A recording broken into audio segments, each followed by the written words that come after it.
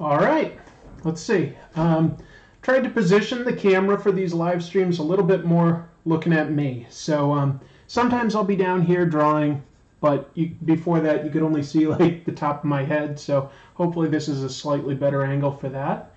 Let's see. Hello, Geek Workshop. And yeah, so I'm just setting up my workspace here. And my goal today is to sort of do my take on the main character from My Hero Academia, Midoriya. Izuku Midoriya. I might be mispronouncing his name, but that's how I read it. And yeah, so I'm gonna take a crack at sort of drawing it more or less in my style, but trying to keep it honest with what his uniform is. Hello, Darth Salad. And so yeah, so I'm going to be trying to draw this sort of new character that I'm just starting to read. I don't know, I'm just really in the mood for all sorts of manga stuff these days because I'm about to leave for Japan in less than a week. So I've been reading a little more manga than usual. And yeah, that's all.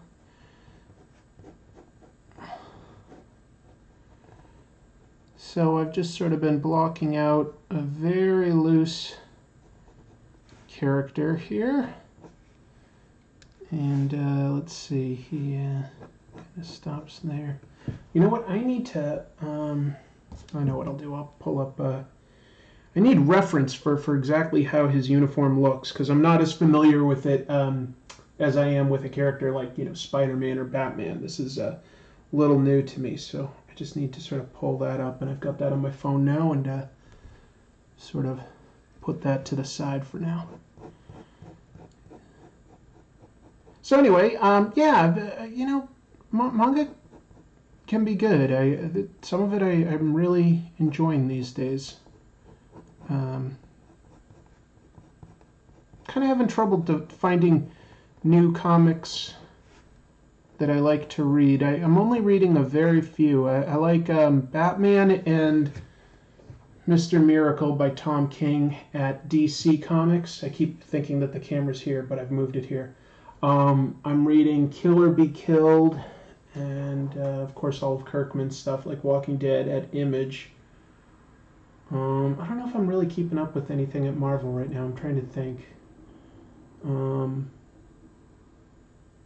No, not really. I'm sort of reading certain things as trades, so I'm not reading a lot of comics these days, but I have been reading some manga, mostly to get ready for the episode I'm recording next week when I'm in Japan. Let's see, Skull Diamond 94. The book is so awesome, it out-Marveled Marvel, as in it behaves like a classic comic book story of the Silver Age with a twist of the shonen style of storytelling. Yeah, I can see that. Have you read Lone Wolf and Cub? That's from Jacob. You know, I did read a bunch of it when I was a fair amount younger. I don't really remember all of it that well. Maybe I should revisit that book. That could be kind of fun. Revisit something I read when I was younger and see whether my opinions have sort of changed. Anyway, we'll see.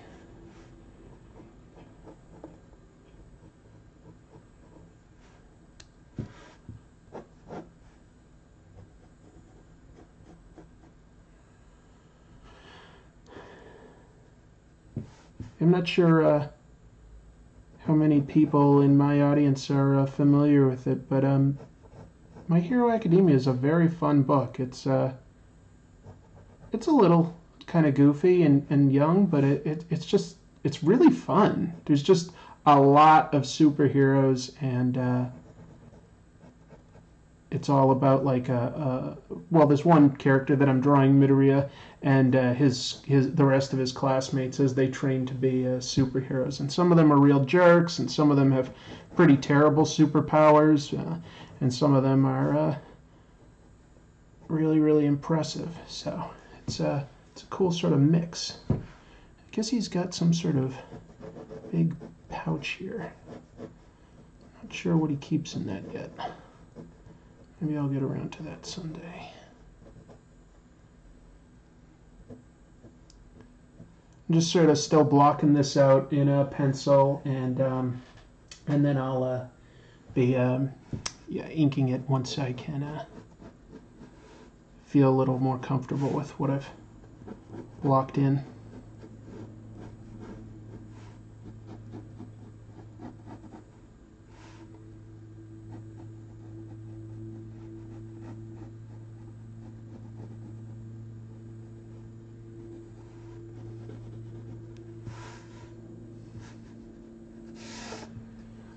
You should read Bonehead. Top-notch stuff, definitely manga influenced. Okay, thanks, Darth Salad. I haven't heard of Bonehead, but I'm always looking for good comic recommendations, so I appreciate that. Sort of got these big knee and elbow pads, which actually makes quite a bit of sense now that I'm thinking of it, because this character can't really control his super strength very well, so a lot of times when he tries to use it, he'll like summon it just to like one small part of his body, like maybe his fist, but maybe just like his finger. You know, he's got like Superman level strength. Like he could flick someone, and you know, like that would be, you know, the equivalent of like tons of TNT. But because he can't control it, like all that power goes into his hand, and he'll just sort of like destroy his finger, like completely wreck it. Like the bones will shatter. It's just like a bloody mess. And then he has to go to like the school nurse to heal himself. It's you know, his goal is to get that stuff under control, and I'm sure he does within a few volumes, but I'm not there yet, so we'll see.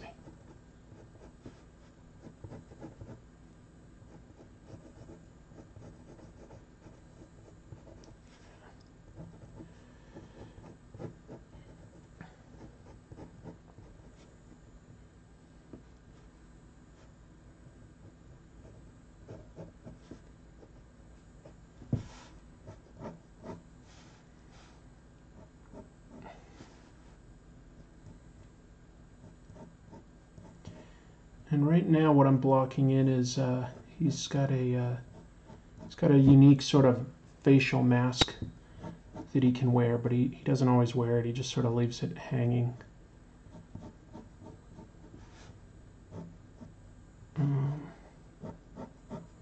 We'll get that blocked in, and I can see if there's some questions. Nope, no questions. Okay. How many people are in chat? I'm gonna reach across my drawing to where I've awkwardly positioned my. Oh, there's only 3 people in here, so I've already lost someone. Lovely. I'm not even 10 minutes in, and I've already lost a viewer. Sorry about that, folks. I guess I need to work on being more entertaining.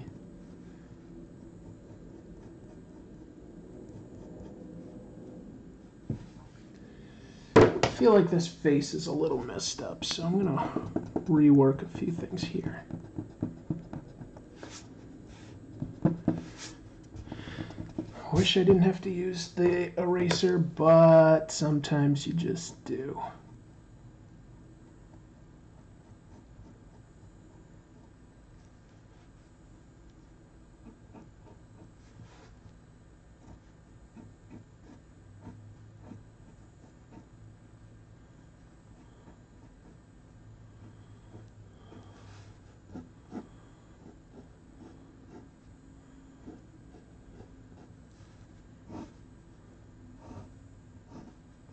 This character has pretty wild hair that just sort of goes every which way. It's actually kind of fun to do, but also a little challenging to make it look correct. That's my biggest concern, is that like, because I'm not really drawing in much of a manga style, that maybe this won't look correct at all. But all I can do is try my best and hope that the results are okay. Hello, Miguel. Welcome to the chat room. Thank you for popping in to watch. Hope I don't bore you.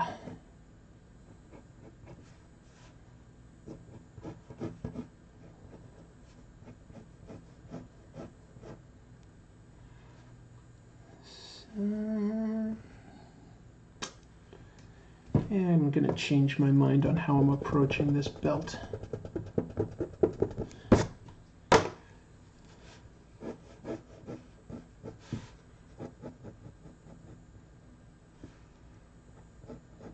I'm going to put that over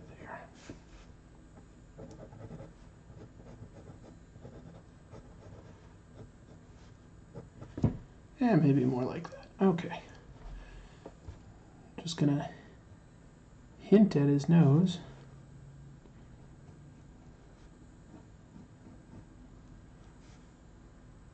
Oh, he has freckles, doesn't he? Okay, that's just to remind myself. Hello, Chrissy. YouTube didn't send me a notification. Well, thank you for coming anyway. And Sigamigs, the Miguel was me. I signed into the wrong account. Oh, all right. Well, hello, Sigamigs. Always nice to have you here. And let's see, Midoriya has really big boots. So let me see. I'll have him go up to about there.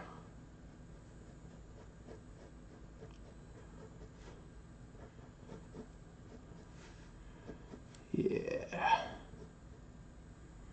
Yeah, like that. And we'll have him sort of right about there. We'll have some laces.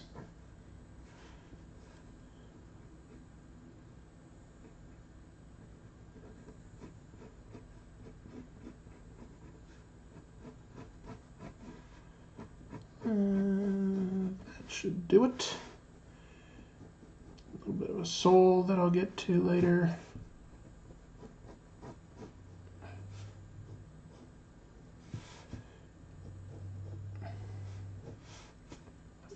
About yay high.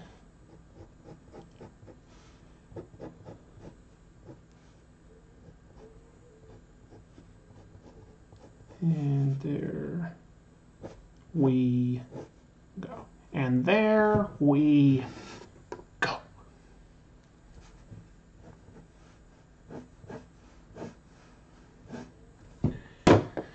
The main character from Hero Academia. Yes, sorry. Sigamags asked who this is. This is a character from a manga called My Hero Academia. And it's about like this teenager who has recently been given superpowers in a society where most people are born with them. He inherited it through sort of, well, that's part of the story, like artificial means. And he is now attending a high school where he can learn how to be a superhero, which has always been his dream. He's a really sort of nervous, nerdy kid, really nerdy, but he's also like always studied superheroes, so he knows a lot about them. All right, let me ink in a few lines that I know I'm going to keep.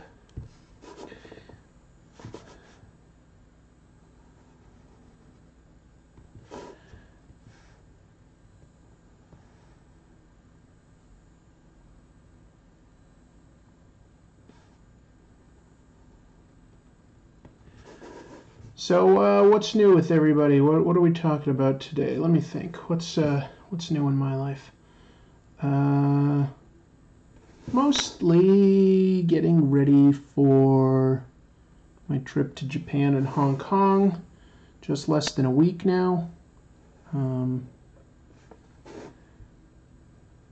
Pretty excited about that. That's definitely the main thing that's on my mind these days. I think I'm going to have a great time.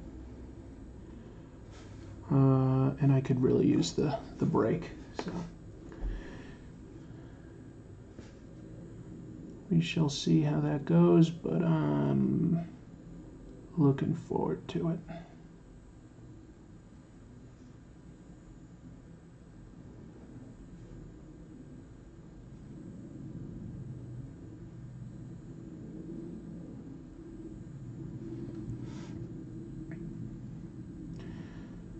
What else?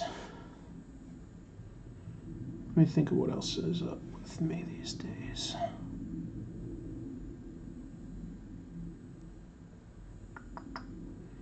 Just looking for my next job. That's the main thing that's on my mind, to be honest. No matter what, because I still don't have one right now. So that's quite frustrating and keeps me from sleeping a regular schedule, but that's life. That's life. Or so the man would have you believe. Great pose. Thanks, Rubestar. I was wondering what brush he was using. Yeah, these are called Pigma Sakura brush pens. I like them because it's a fast way to ink, which isn't necessarily the best way. But I've also never considered myself a fantastic inker. I like to play around with a lot of different tools. I'll also sometimes use technical pens, and I always keep like things like brushes and quills nearby in case the mood strikes me. But mostly I'll ink with technical pens and brush pens. The problem with something like a brush pen is it really doesn't last all that long. I keep forgetting that I've moved my camera here. They can split after a little while, and they can run out of ink a little faster than you might think. You know, I get a couple illustrations out of one of these, or if I was doing like a full page with panels, I might get 2 or 3 pages, but then it's sort of used up. They're only a couple bucks, so it's not that bad, but you know, it's not the most efficient way if you're a professional. Like if I was a professional, I'd probably, like at inking, I'd probably have to just learn to be more precise with technical pens, quills, or brushes. Yeah, a lot of the inkers that I mostly admire will use, I'm trying to see where my Hunt 102 is. Oh, here it is. Yeah, am I holding that up to the camera well enough for you to see? I'll back out a little. It's not great at focusing, so, you know. It's a quill, dip it in ink.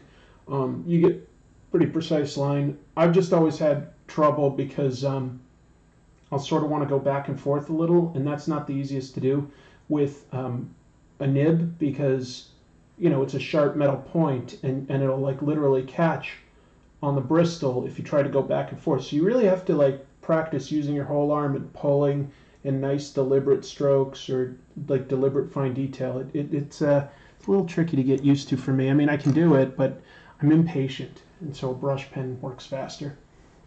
Pentel Pocket brushes are great, sure. Winsor Newton brushes are about 20 bucks a pop, but John Buscema used to use them. Lots of artists will use either the brush or quills because you just dip it into your ink, and I don't know, it gives you a little more control, to be honest. This sort of varies the line width for me almost automatically just by holding it at angles and using some pressure, so that's kind of nice, but I wouldn't say that it's what most professional artists use. It's sort of my what should I say? Shortcut. Yeah, it's a little bit of a shortcut for me. If I ever feel like my drawing is significantly improving, I'll try to switch to more brush. Okay, excuse me. Wow. That kind of came out of nowhere. So, I'm almost done editing the episode for release this weekend, and I've done 4 extra episodes in the last couple weeks, people, because I wanted there to be new episodes while I was away on my trip. So 2 new episodes there, and then 2 episodes that are exclusive for my patrons. So there's 4 extra episodes that I've finished and uploaded on top of the one I'm currently editing now that will be released this weekend. And then while I'm in Japan and Hong Kong, I'm going to be recording an episode in each of those cities about their comic books. So, busy with comic tropes. Did I yell or something? Am I blowing out people's speakers? Darth Salad says, "There go my headphones." Now, he might mean that he dropped them, or maybe I'm yelling, or I thought I lowered my gain so that it wouldn't blow anybody's eardrums out.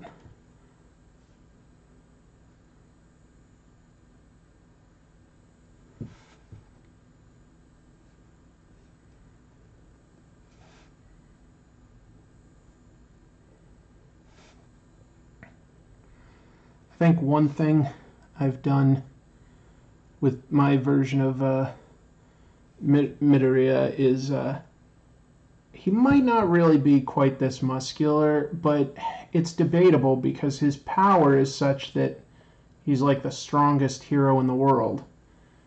But he's still sort of an awkward, gawky teenager. I was sort of going for something along the lines of, an athletic swimmer's type of body.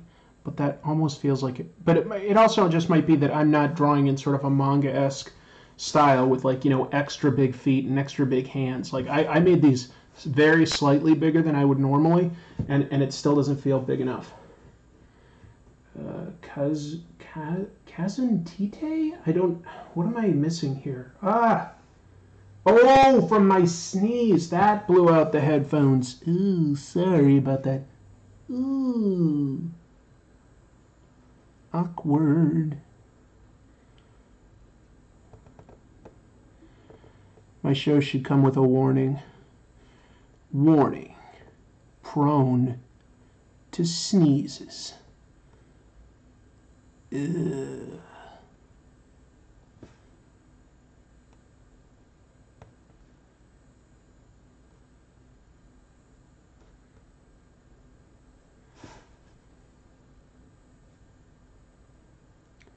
I saw a preview of Tomb Raider this week. It's not that great. It's not terrible. I'll defend it that far. Like, it doesn't make any dumb moves with it. It's just not quite as exciting as something like that kind of needs to be. So my advice is, if it's on something like Netflix or HBO, yeah, might not be worth. It might not be a total waste of time to just veg out to it. But I would not recommend paying money to see it in the theater. I don't think it's that great. But I get to see it for free, so the price was right.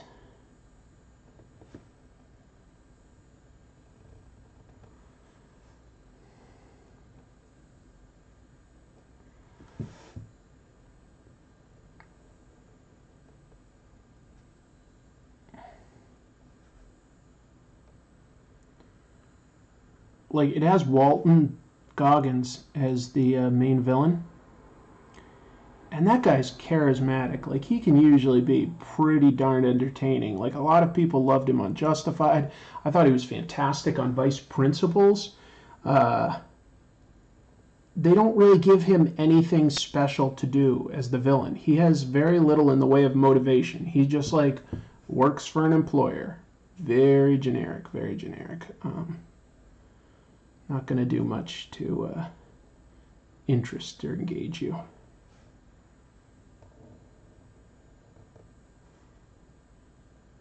So that's my 2 cents. I won't say any more, and don't need to spoil it for anybody in case for some reason you are interested, but I didn't think it worked that much. Hot Pepper Trope Show was awesome. Thanks, Rubestar.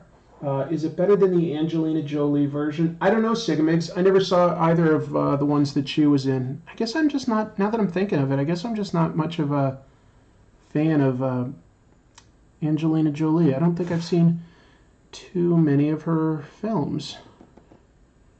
Yeah, I'm trying to think about it. I'm like, what have I seen of hers? Wanted? I saw that because that was like a comic book movie. It was okay. Not really because of her. She was fine in it, though. I don't know what else I've seen that she's in. I'm serious. Like, wow. I guess I've avoided a lot of her movies. Hopefully it makes enough money for studios to make good video game movies. Well, yeah, that's the thing, though. Like, you don't want to necessarily encourage a movie that's only average, right? Because then they'll only develop, average video game movies. I don't know.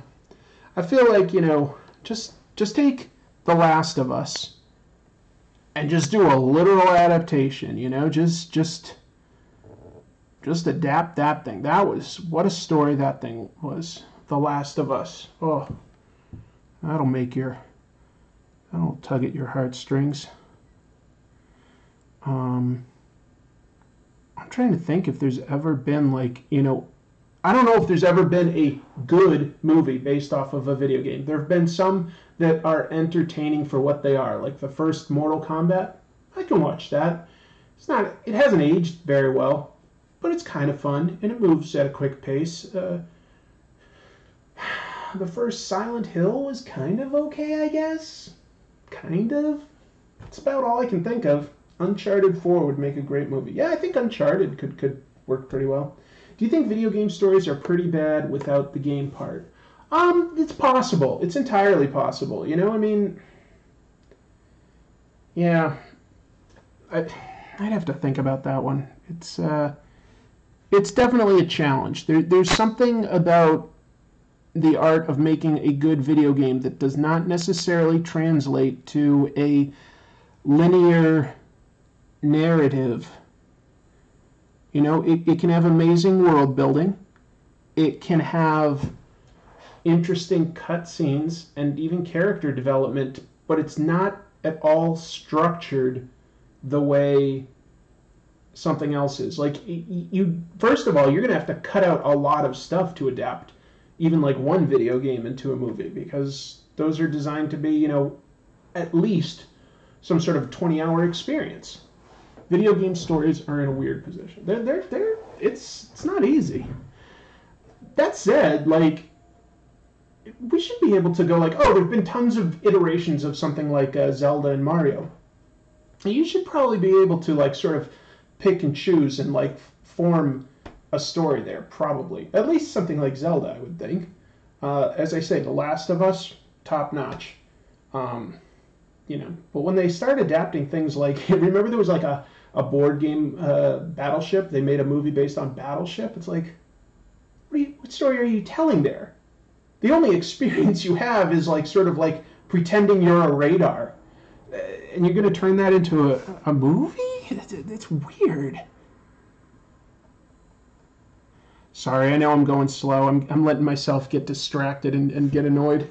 Let me switch for a minute. See if I can do this.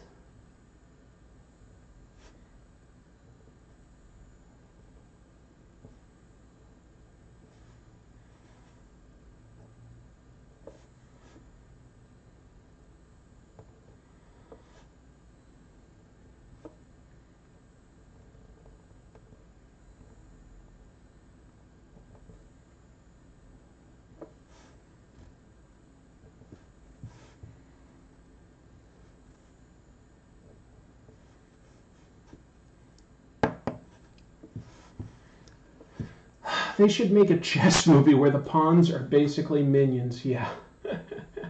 Tuck says, I'm having flashbacks to your poop story, Chris. That was a pretty epic story, I guess. I wonder if I've got another like that. Let me think. What other kind of crazy stories do I have?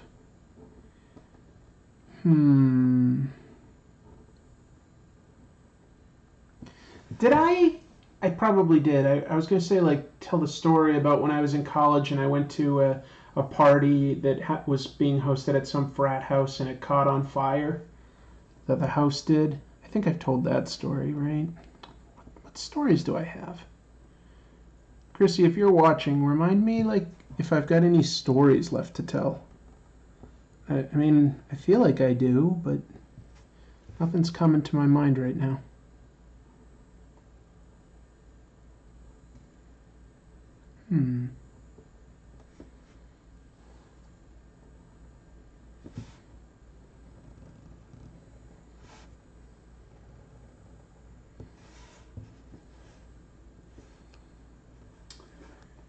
That seems like it should be a mini-series, Darth. The chess mini-series, yeah. Let's see, Sigamigs, what about games that rely heavily on story, like Telltale Games' The Walking Dead? Yeah, agreed. I don't think that there's all that many of them. I'm trying to think of some. Like, as I keep saying, The Last of Us. The best in terms of, like, an overall story. There's a few others like that, right? Like, I guess one or two of the Silent Hill games sort of has a important story at its core. You could argue Metal Gear Solid. You'd probably need to tone down the melodrama of how those characters talk and stuff, but could still be pretty fun over-the-top action movie.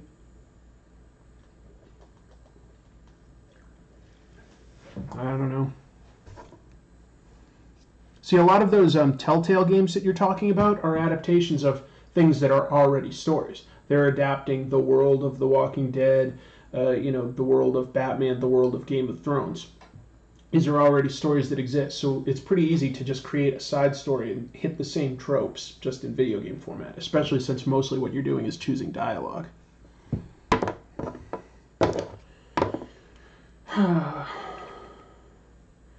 No, Tuck, I have not ever shit in a urinal, sorry. That one has never been necessary. I think I've seen shit in a urinal, though, but like trough urinals. Ugh. Ugh. Thanks for making me think of that.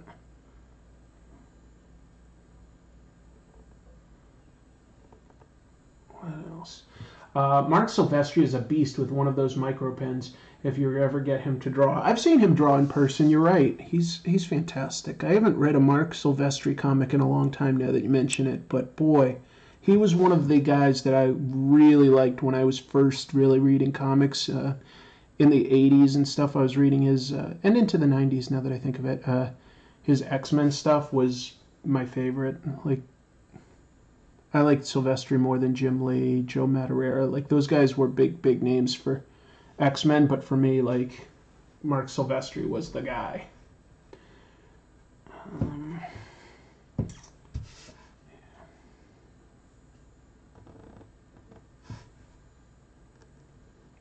Oh, that's right. Need to reset where this is.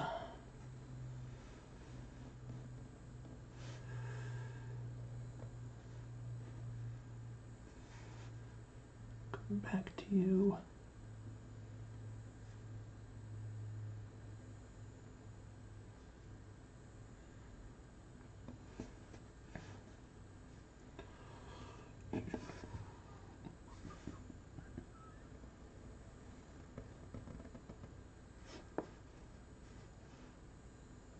I don't know if that looks quite right, but best I can do right now.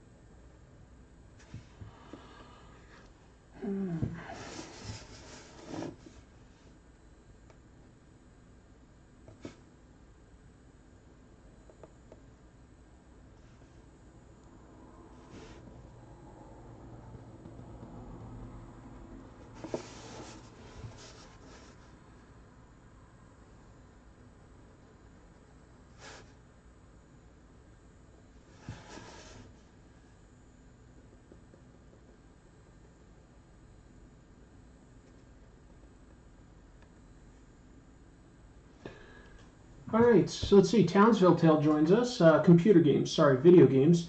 Used to have really story-driven genre in the puzzle adventure game like Adventure or the Zork series. That's true. I remember playing Beyond Zork or Return to Zork. One of those back in the day. Purely text.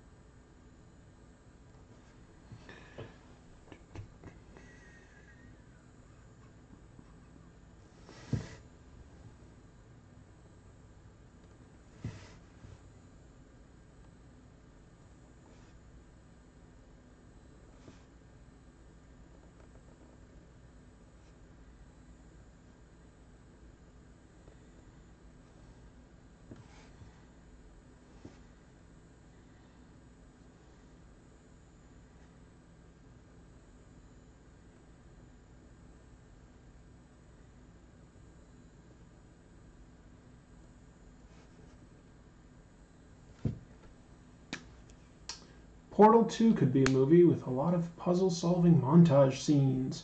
I'd love to see a giant GLaDOS puppet, says Darth Salad. Sure. Yeah.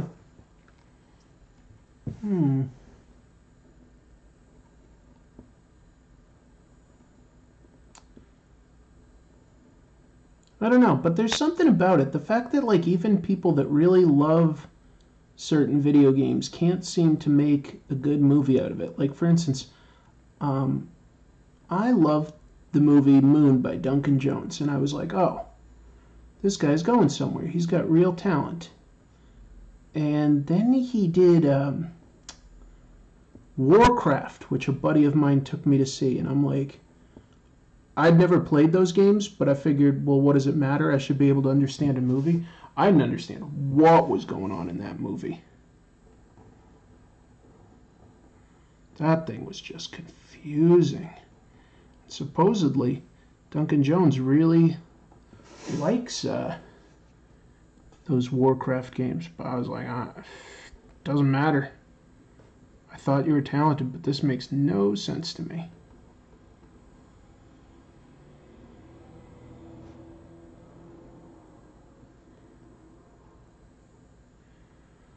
All right.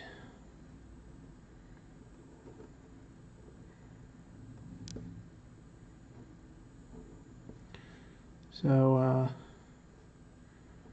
I'm illustrating over some lines I already inked because I forgot about my shoelaces here. I'm going to try to, hey Shirley, I'm going to try to clean it up with some white out, basically. We'll see. A movie I was hoping would break the video game curse was Assassin's Creed. It looked really promising with Justin Kurzel and Michael Fassbender. Yeah, that's when I would have thought that there was enough story to tell something, but the reviews for that were pretty bad. I stayed away.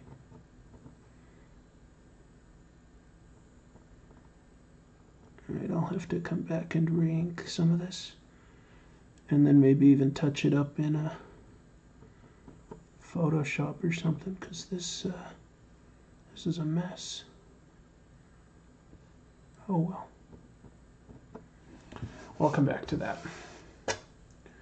It's too bad we never got the Leisure Suit Larry movie. Well, that is too bad. But on the other hand, porn is free, so we'll probably all be okay. All right, let me start doing some of his crazy hair here.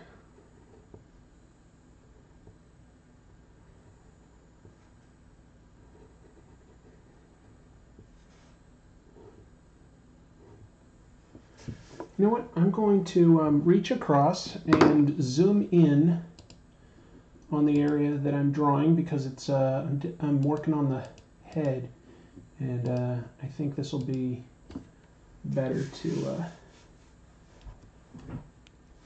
watch, hopefully. All right, let's see here.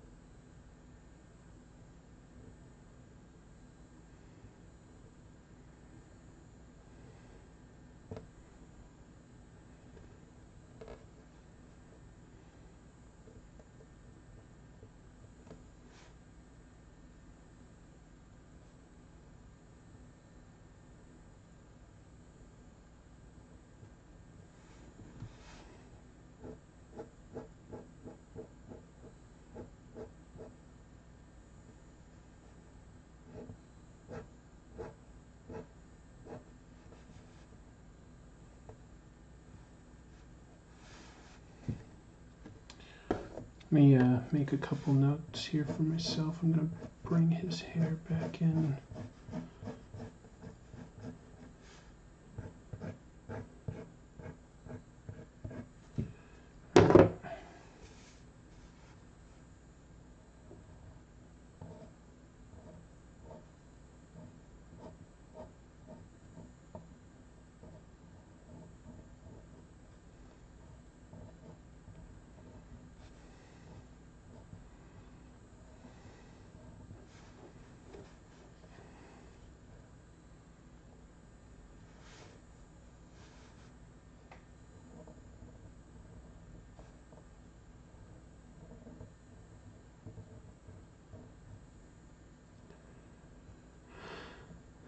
I imagine this hair is actually going to take me quite a while to lay in as layers, so prepare to stick around this area for quite some time, folks.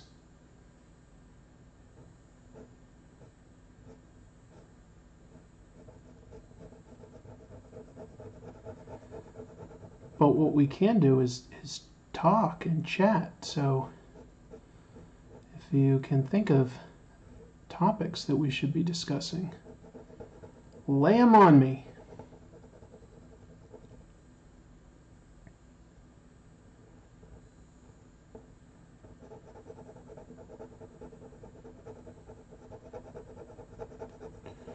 Oh, I'm going to, since I'm drawing, I thought of something you should know. I'm going to do a ongoing contest at some point, and I'll announce it in a video and stuff to get the details straight. But I want to like encourage people to try to do some fan art for the show. So when I'm in Japan next week, I'm going to pick up a bunch of gachapon, or the capsule toys they have there, because they've got some really nice high-end sort of capsule toys based on all sorts of superhero stuff and cool stuff like that, sci-fi and pop culture. So I'm going to get a bunch of those, and if for every time I use somebody's fan art, I'll send them a gachapon at random. So I'll probably go through them pretty fast. But just giving you a heads up that that's something I'm thinking I'm going to do pretty soon.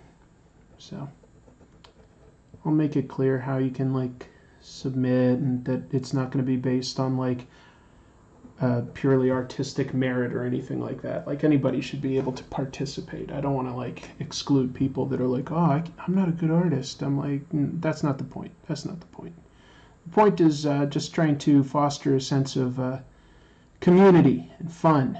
So we'll see, but that's an idea I have coming up.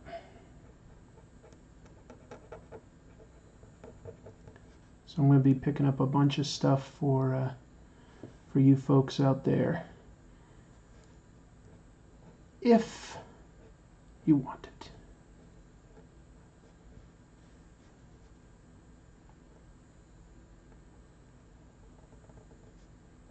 I hope that sounds fun. Let's see. What is the difference between porno and raunchy anyway? Is it the censorship bit? I think it's the goal, Jacob. I would say that if the goal is purely to arouse and titillate, that is pornography. If you are just doing it to make a joke, then it could be raunchy. That's my thinking.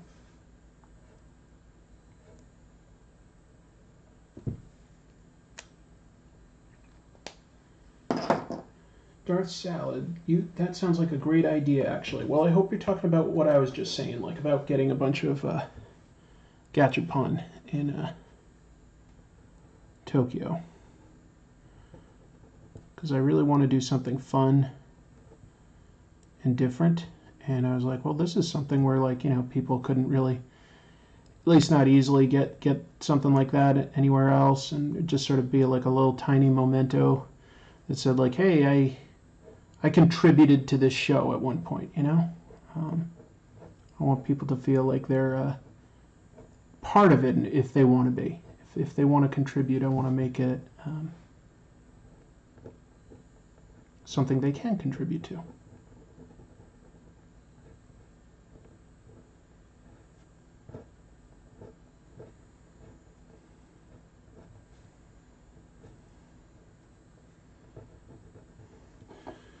So that's something that's going on. I'm definitely looking forward to this trip. I think I said that, but one thing I'm really excited about actually is I'm going to take a day and go to Disney Sea, and it's kind of like what it sounds. It's a Disney theme park set at sea. Like, the whole theme is all water, and what water has added to civilization, and they've got 7 areas meant to represent the 7 seas, and many people have said that it's overall the best theme park in the world in terms of detail and execution. So hopefully there's some truth to that.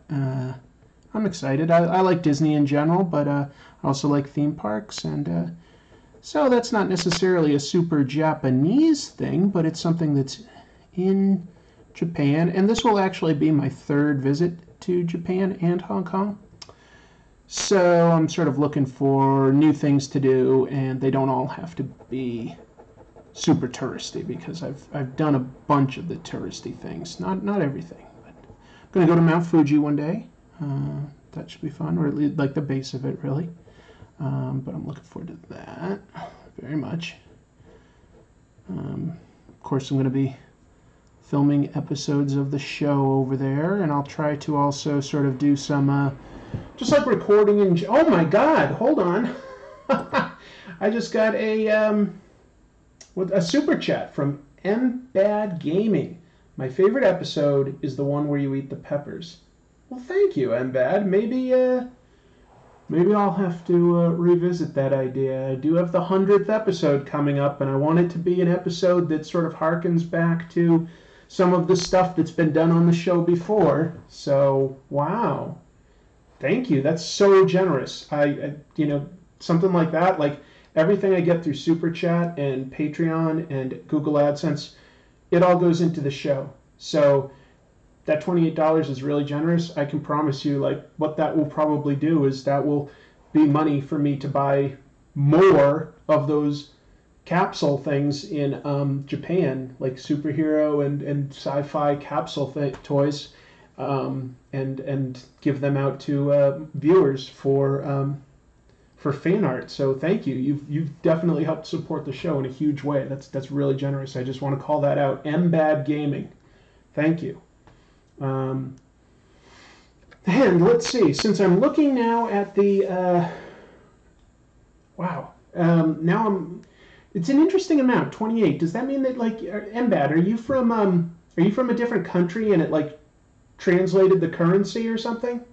Because that's an interesting amount. It must be a currency translation. Darth Salad asks, that was for the Rob Liefeld episode, right? Yes.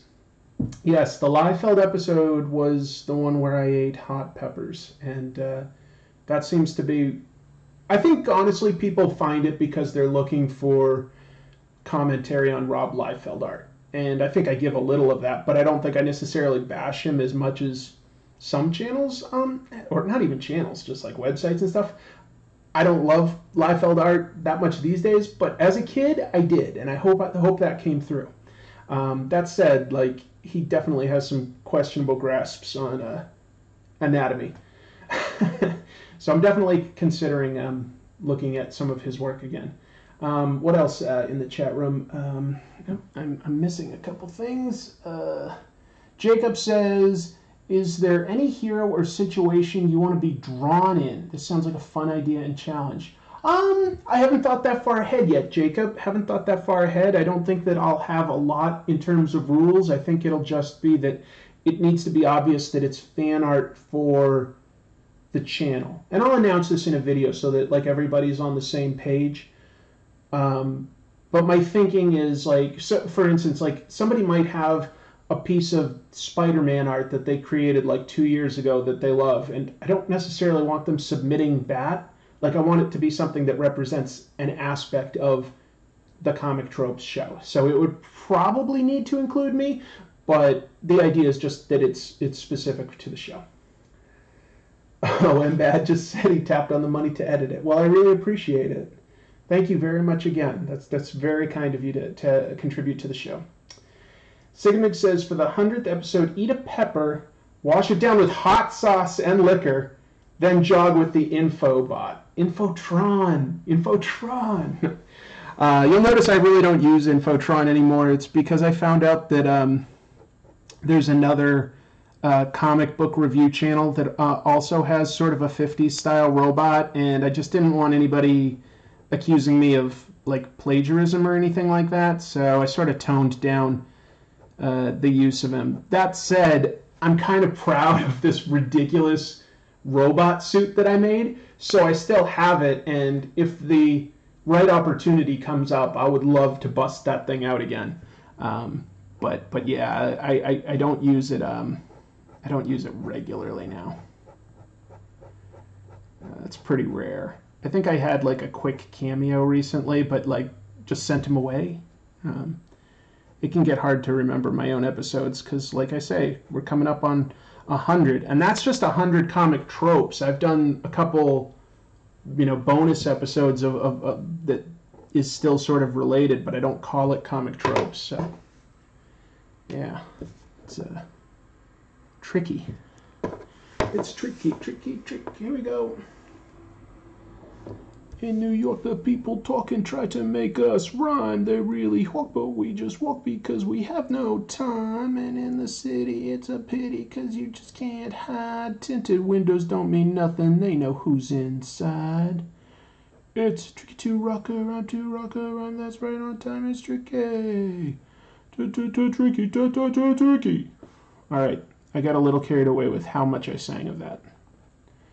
In fact, YouTube may flag that because I gotta be careful. You're not supposed to even sing songs like karaoke style, or they'll demonetize your videos.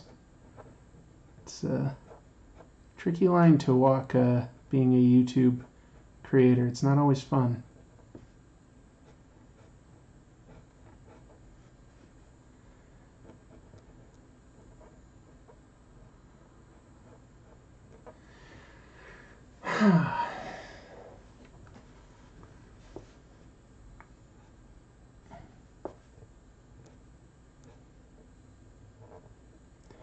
So I don't think I'm going to get to actually literally visit Shueisha, the publisher of Weekly Shonen Jump. I was in touch with them. I tried to make it happen. I haven't heard back from them in a little while now, so they may have just sort of determined that I'm maybe just somehow not big enough for them to donate some of their time. But I was in touch with them. It's still like, a little over a week until I'd be there, so it's possible, but don't get your hopes up on that one since they've sort of dropped communication. It looks unlikely that I'll be able to, sort of interview them and visit that place. But I think I can still make a really unique and exciting video about comics over there, and that's my goal. Just to try to offer something a little different than we get week to week, but still the show, still comic tropes. Anybody chatting? No, you guys are getting a little quiet. That's okay. So let me think. The last time I feel like I haven't done like an episode somewhere else, but I have done, episodes in England. I did one in London. I did one in Vancouver, Canada. I did one in LA, did one in New York. Did I do one in Boston? I don't remember now. Anyway, just trying to get, like, when possible, just sort of get out of the sort of studio look of things and get us out there somewhere new.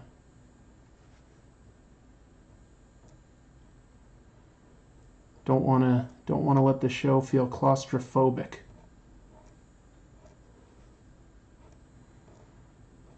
Hope that makes sense.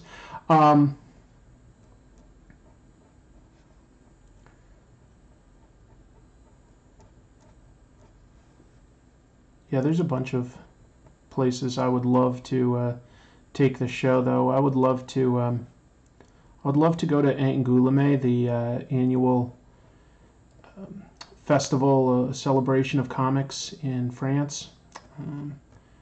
That looks like a pretty amazing show. Very unique and can't think of too much like it out there. The French love comics, and yeah, I definitely will try to also do some more reviews here and there of bande dessinée, in other words, comics from France and Belgium. I'd really love to address the comic Black Sad at some point, which is actually by Spanish creators, but it's published in France, and it's published originally in French. So yeah, it is a French comic technically. That's one I'd love to talk about just because of the art. Like I also love crime stories. I don't love stories with anthropomorphized, animals that act like people. It doesn't really speak to me in general. So that aspect of Black Sad, it's a world of animals, like Zootopia or something. That doesn't really appeal to me, but the art is so gorgeous. Some of the most gorgeous in all of comics these days, that it's definitely worth talking about. So at some point I'll definitely cover that comic. That's one that's on my list to get to at some point. I'd love to be able to do that literally in France, but I don't know. I don't think I'm going to be able to go to France anytime soon, so probably just end up being just a regular episode. What else? What are some other nations with influential comics? Influential is sort of the key. I once tried to look into literally every country in the world. There's just over 200 countries in the world, and I tried to look up the most iconic superhero or fictional hero from each one. So I am pretty familiar with like every country that produces comics. First of all, there's not a lot in Africa. There's very, very little. There's a few comic strips, a few sort of self-published. Not a lot of comic books coming out of Africa. There are some in South America. Brazil does have a little bit of a comic book industry, and there's a lot of talent that comes to America from South America. So that's a little bit influential. Keep in mind, none of these are going to be on the level of Japan, France, or England. Like those are the big ones. I mean, America's the biggest, Japan's second, and then France and England. I'm trying to think of any other countries that are like influential. Not necessarily like the countries themselves with a publishing industry. I mean, almost any first world country does make some comic books or comic strips, but I wouldn't say that they embrace them the same way. Let me think. Korea is growing. Korea, we could list them.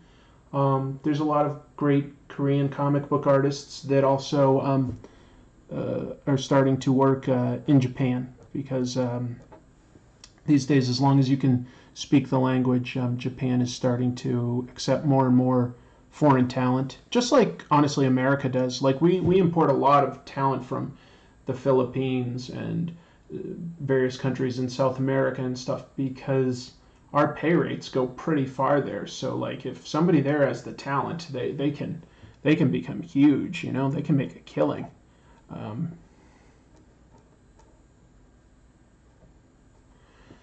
Yeah, about Korea is the only other. Well, Mexico is a little bit. That's about it. Oh, that salad's got to go. See ya.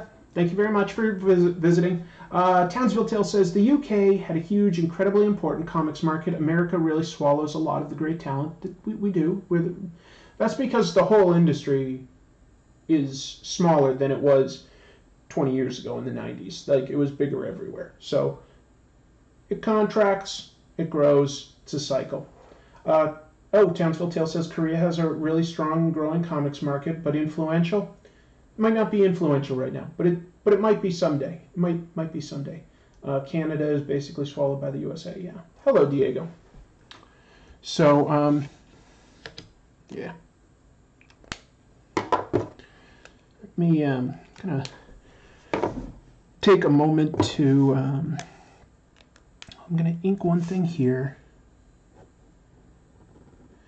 And then I'm going to actually erase some of my line art from the pencils so that I can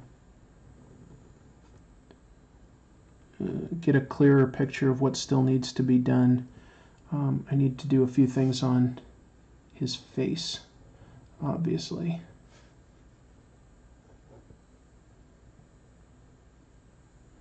Obviously.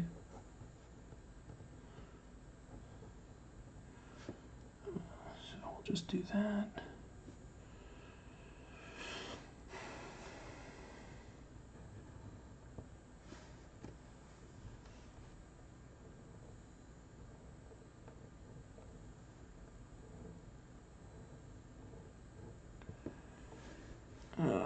I rent my place, and every year we have to get an inspection from the company that manages the property, and it's just a hassle, you know? I mean, we don't live like in a pigsty or like hoarders, but you have to get the place looking almost like new. You have to like vacuum scrub the rugs and like, you know, scrub the toilets and the showers to make it look like, you know, nobody lives here. It's so frustrating. I got that coming up. That's something I'd rather not have to think about, but that's something coming up that I do have to deal with.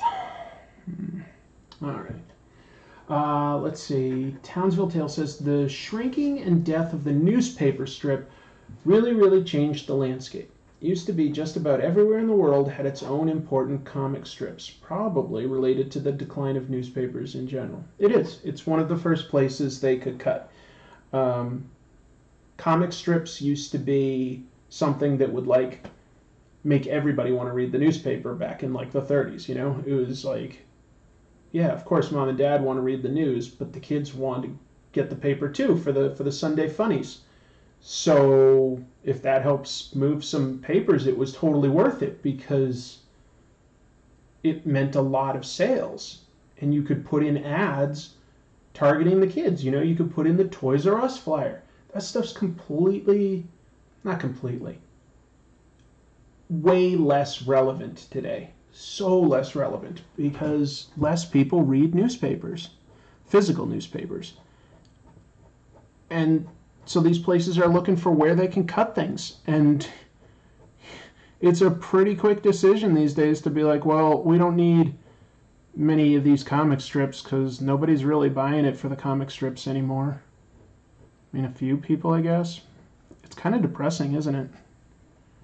It is for me anyway. There used to be some really wonderful, hilarious comic strips when I was growing up. Like definitely Calvin and Hobbes and The Far Side. Those were two like really funny strips. There were a bunch of others too, and they definitely influenced me. You know, because they were part of what I read and they were part of what I cared about. That's not a thing anymore. I bet like if I asked like a 10-year-old or something, do you read like the comics in the newspaper? Most of them would be like, what?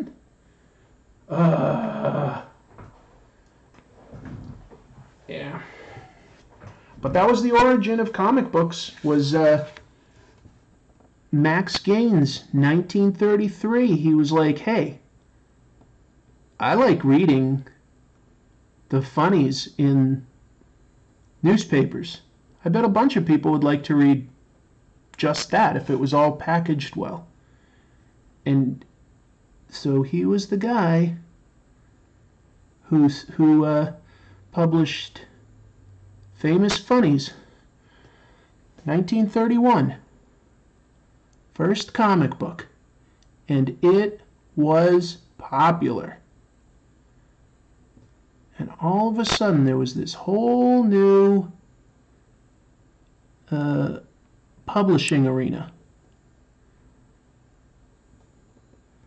And everybody's like, well, there's tons of comic strips. All I have to do is license some different ones.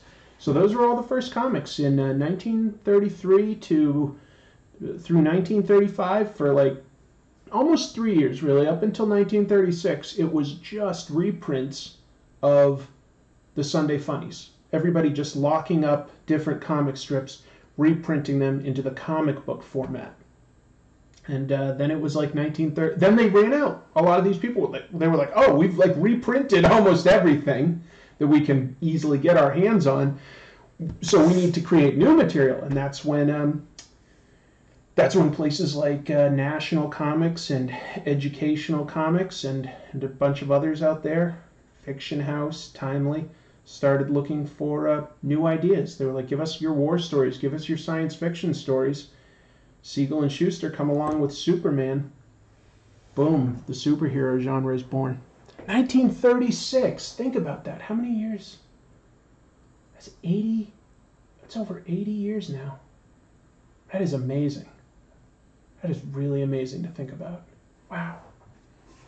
The UK was printing dedicated comics for decades before the USA.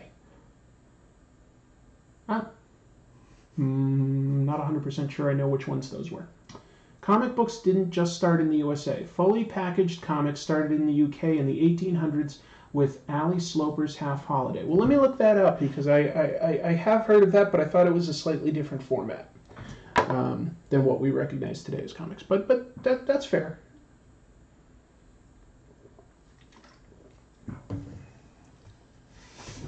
All right, I'm going to erase a little bit of the line work around Midoriya's head so that I can see if I need to figure out his face, his hair, his mask, etc.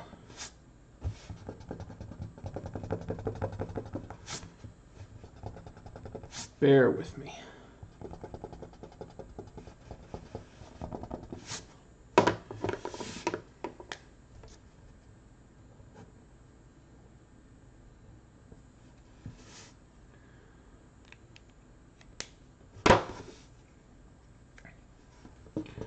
You know what? I've decided it doesn't matter whether I'm right or wrong. Townsville Tale, I'm going to have to ban you because you dared to challenge me. I can't deal with that. My ego can't deal with a challenge. You're banned. I'm just kidding. Don't worry. I'm kidding. I like to see new information that I'm not thinking of. So that's it. I will look up. I will read up on Ali Sloper's Half Holiday. It's a good piece of info. Thank you very much. I hope it was clear that I was just joking.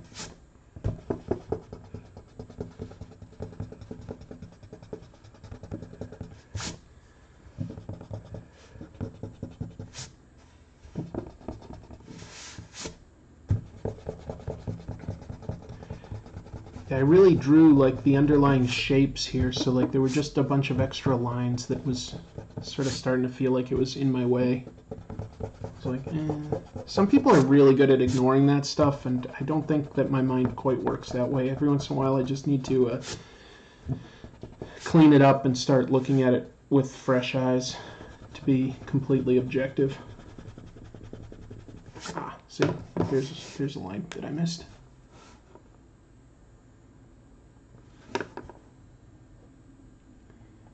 And what'll be fun, I'm going to go ahead and color this piece with Copic markers in a minute. Well, let me finish inking it, but I'm going to color it. I'm going to see what I can do with those tools.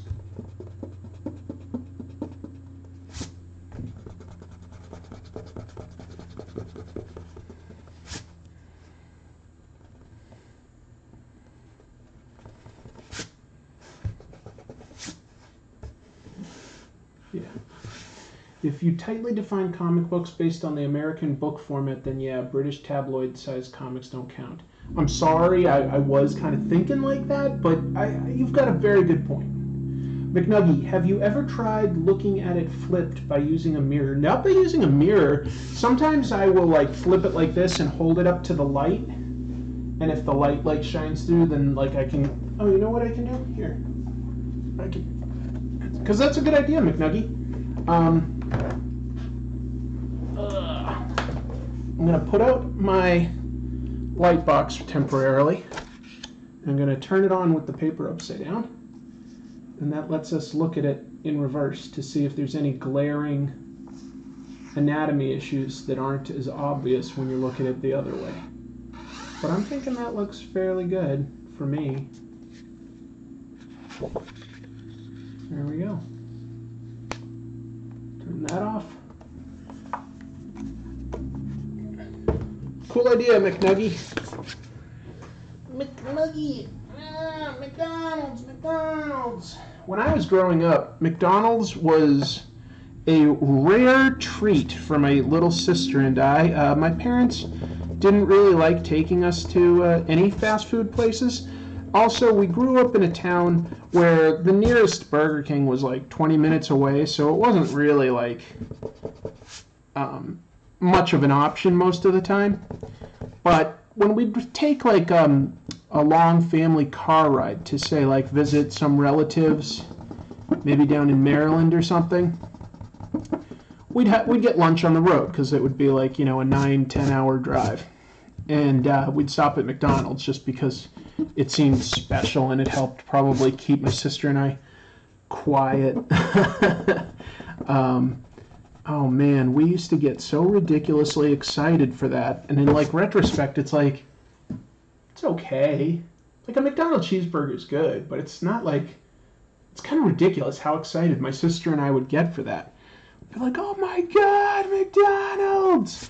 And then like we wouldn't eat like any sort of sugar cereals. Like we would only have things like Cheerios or Rice Krispies, you know, like plain Chex. Like we would have very, you know, unsweetened cereals in our house. But there was a period of time where we had a boat. My dad had a boat, really. And we would, like, every once in a while sleep on it. We sort of like a family camping trip. We'd just all sleep on the boat. And when we did that, like, it was easiest to just sort of go to the store and buy these little prepackaged cereals that you just put some milk on and you're done. And like then my mom would let like my sister and I get these like boxes of sugar cereals, you know, like Fruit Loops and Honey Smacks, and we were so excited for that stuff. And we'd be like trading and stuff because we'd be like, okay, you can have Honey Smacks if I can have Fruit Loops and Fruity Pebbles, you know, something dumb like that. And be like, okay, but then we'd like always make sure we had the same amount, and it was so important to us. Oh my god, like, just, it's so funny to think back at like how excited we were as kids over stuff like cereal and McDonald's, because it's not, like now I'm an adult and I can buy as much of that as I want, and it's not exciting, you know, it's not like I ever go like, oh my god, I could get Sugar Smacks. McNuggy says, McDonald's has changed so much in recent years. Went into one the other week, and now they bring the food to you like an actual restaurant. I think that there have always sort of been a couple different McDonald's that do stuff like that. Not always, but for a while now, I think. We were, yeah, my sister and I were just so excited, just because it was a change of pace, really. It wasn't like, I don't think we were sugar fiends or anything like that. It was just that we were so excited as kids to do that.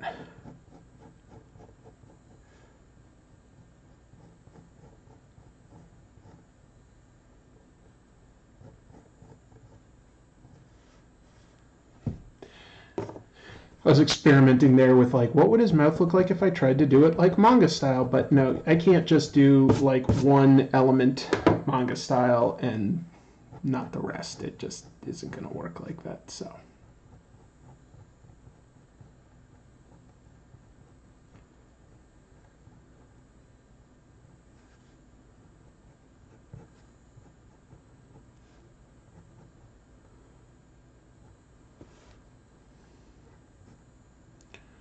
He has tiny little eyebrows. Okay, I'll just try to keep as much of this. You know what? I don't like where I placed this nose, and I think that was me sort of trying to manga it. So I'm unfortunately going to have to cover that up with some white out too. I really don't like having to do this. But I think if I color this afterwards, it should be okay. McDonald's used to be such an event. Yeah, that's exactly what it was, Sigamigs. McDonald's was an event to my sister and I. Oh my gosh. And then, like, I'm trying to think of, like, other times I would get to go to McDonald's. It wasn't really something I'd do with friends, because, again, like, there wasn't really one that was that close. But I do remember, like, maybe middle school, but probably high school, we would every once in a while get to do something like a fun field trip towards the end of the school year. And I know that at least once, maybe twice, we went to like an amusement park. Like we got to go to an amusement park as an entire grade, and that was fun. That was a lot of fun. And the buses would stop around like lunchtime, I think, or maybe it was dinner time. It's really hard to remember. We'd stop at McDonald's, and that was a little exciting too. Hello, Mark L. Dude. Thanks for joining. Yeah. McDonald's. I wonder if McDonald's is still exciting to kids. I mean, they do still have things like Happy Meals, right? So, I mean, I guess kids are probably still excited to go to McDonald's.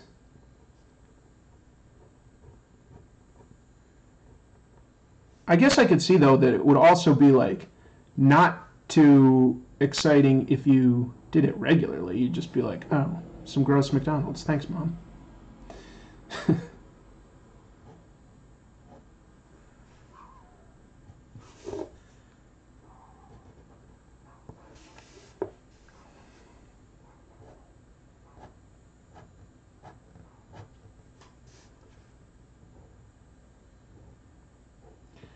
Now, I grew up in a house where my mom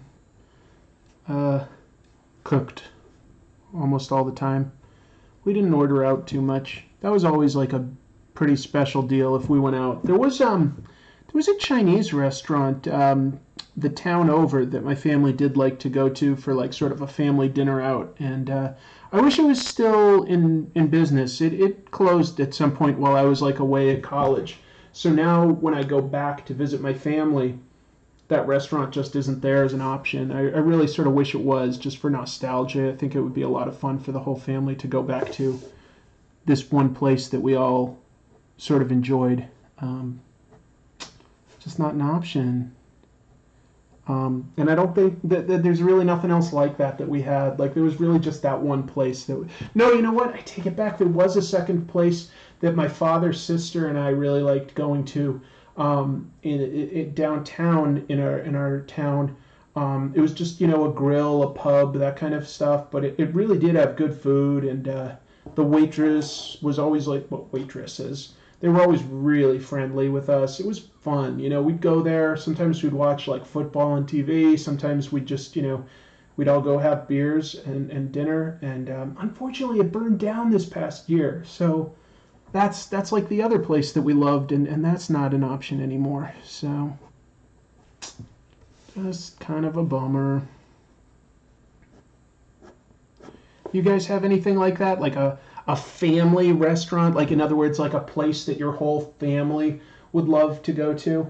Let's see. Mark Eldred says, I remember the play place was like some child mecca.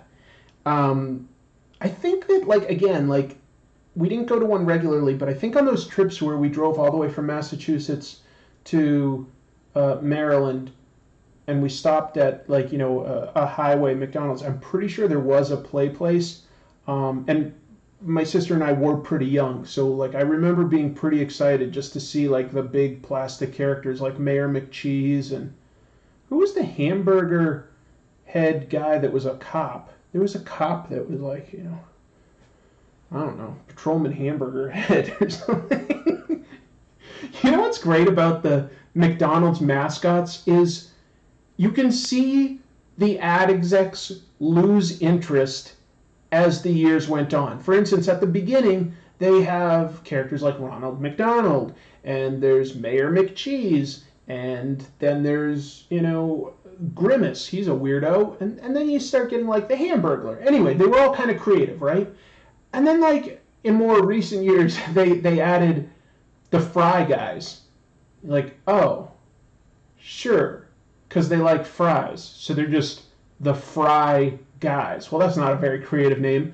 But then as the years went on, they got even lazier because they introduced Birdie, as in like early morning bird or something for the breakfasts. And she was named Birdie. She was a bird that was named Birdie. And you're like, oh, McDonald's has completely given up on trying to be creative with their mascots. Birdie. Not Hamburglar McNugget. There was also, I mean, you know how Mayor McCheese has like a cheeseburger for a head? Well, there's a guy that has a hamburger for a head, and he's in like like a policeman Bobby uniform. He's got like, a helmet and a blue vest and like, probably like a sheriff's badge or something. I can't remember that character's name. I don't remember a McDonald's cartoon, Sigamigs. Sorry. That does not ring a bell. That does not ring a bell.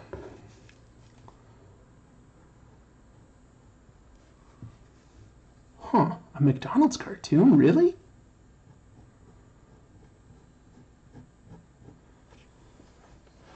I remember the McDonald's PC game they had in their Happy Meals in the early 2000s. I don't know anything about that. Just look it up online, McNuggy. Like, just do a Google search right now, like McDonald's Hamburger Cop, because I can't remember what his real name was, but he was real. I mean, I remember him existing. He was a thing.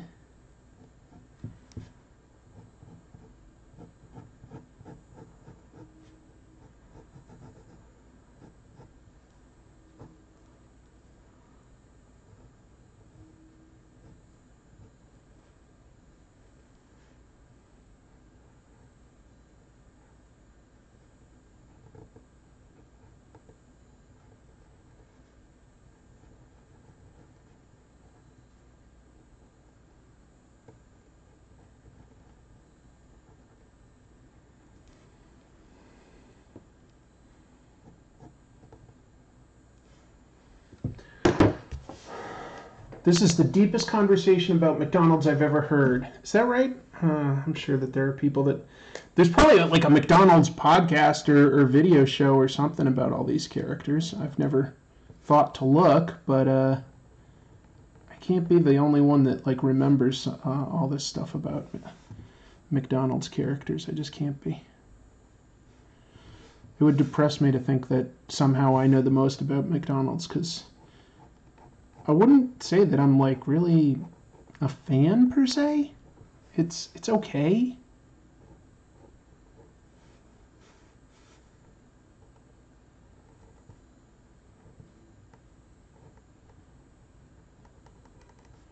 It's okay every once in a while. When you don't have it all the time, I feel like McDonald's can taste good. But if you have it like semi-regularly, it starts tasting bad. That's my opinion. So I've gone through periods where I've had it like, as a meal, like on lunch breaks at work, and then I start going like, I'm kind of sick of this. But maybe that's just me.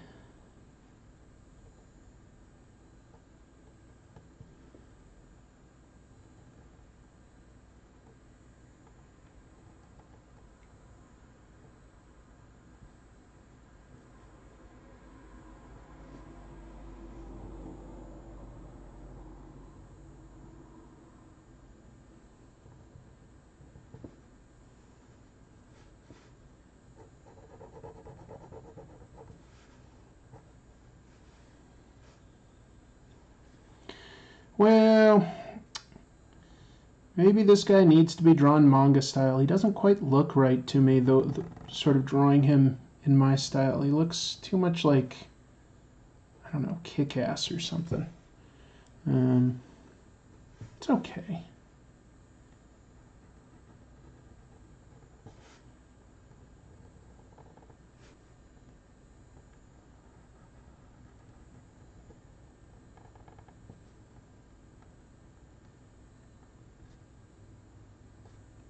It's a good book, though, if you haven't read it. My Hero Academia. Very fun.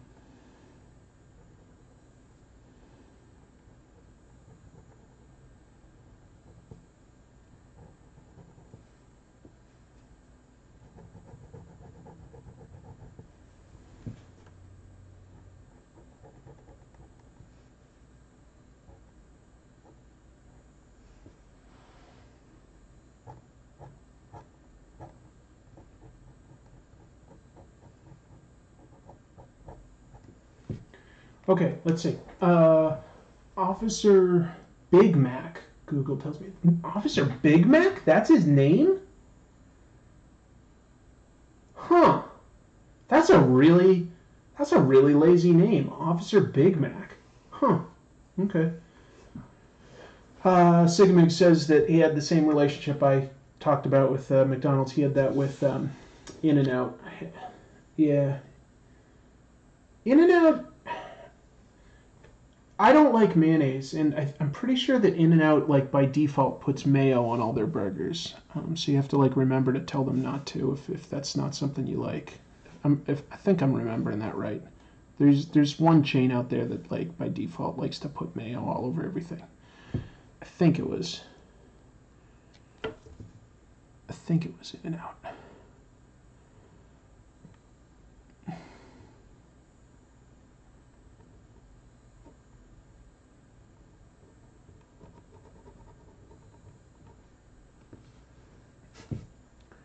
It's not mayo, it's some sauce. Okay, then the sauce is like mayo and something else, or it's ranch, or it's something like that. I'm not crazy. I know what I'm talking about.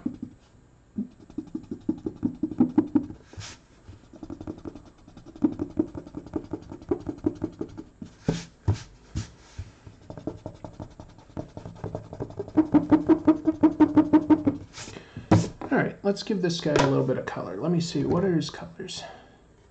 Sort of green, I need some grays, I need some skin tones. And I'm going to back this view out. I'm going to reach across here and back the video out. Bing, bing, bing, bing, bing. Dong. Mayonnaise is good. I don't know what you're talking about. That's from McNuggy. Oh, that's too bad. Oh, and Chrissy likes mayo, and Mark L. Dude says Burger King puts mayo on everything. Karen G joins us. Welcome, Karen. Haven't seen you in a while. Hey, look at what I'm drawing, Karen. I don't know if you recognize him because I'm drawing it in my style. I remember what Karen likes.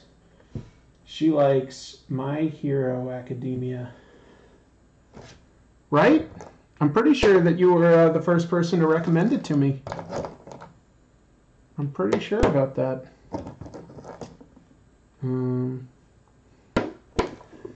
So it doesn't quite look like the way Kohei Hirokoshi draws it, but that's because I am me.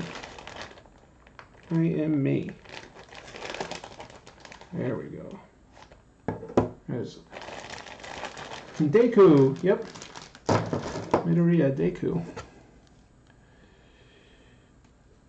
So I'm going to go ahead and color this. See if I can make it look a little better with colors.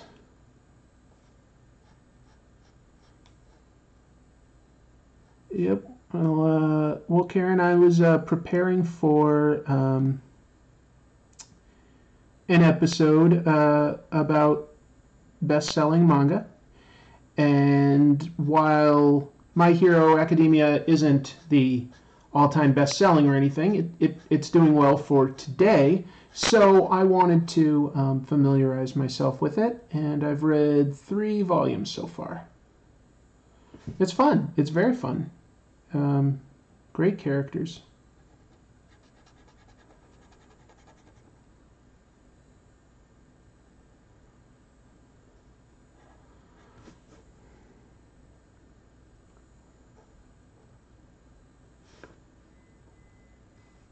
I'm also reading One Piece.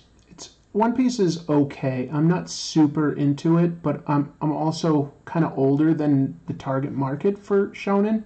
So you know, it's kind of it's a slight anomaly when there is shonen that I like.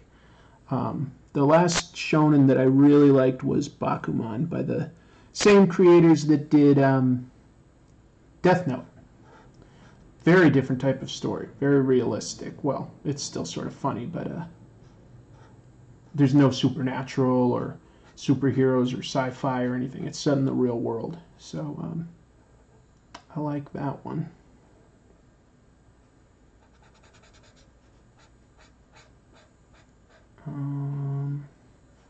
One Piece is interesting. I'm starting to understand why it was so popular, but it's not 100% for me. But I don't think it's bad.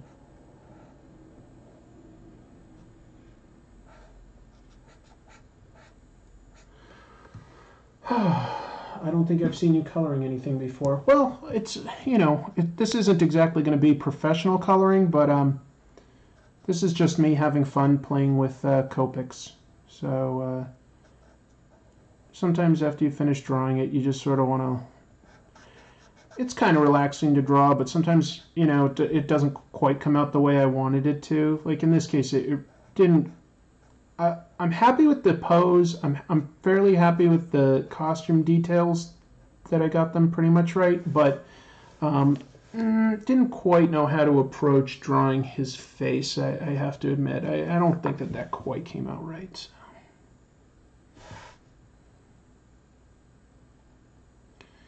So I'm just going to color to sort of chill out and decompress a little.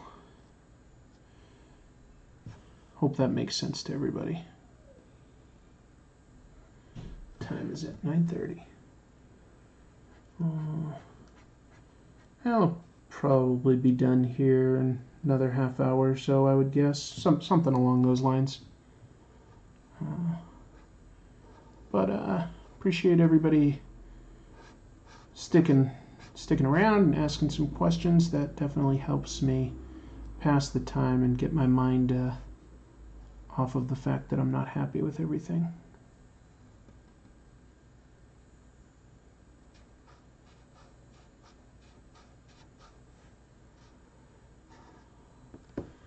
Okay, let's see. I missed a few questions. Yeah, sorry. It's definitely a love-hate style. I'm a sucker for archetypal stories and getting the gang together. So okay. I think Jacob's saying he does like One Piece, and Karen's saying she's not as into it, I think. Do you prefer coloring with the smaller tip than the wide angle for a particular reason? Just feel like I have a little more control is all. Don't feel like I'm the best colorist in town, so this makes me feel like I have a little more control over what I'm doing. Interesting question.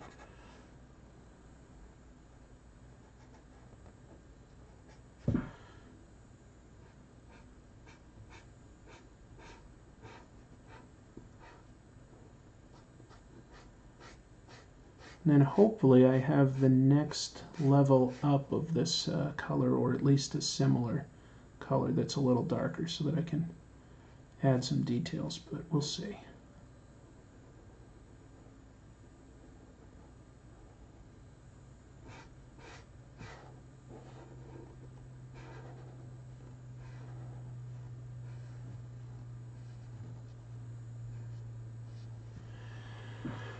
Okay.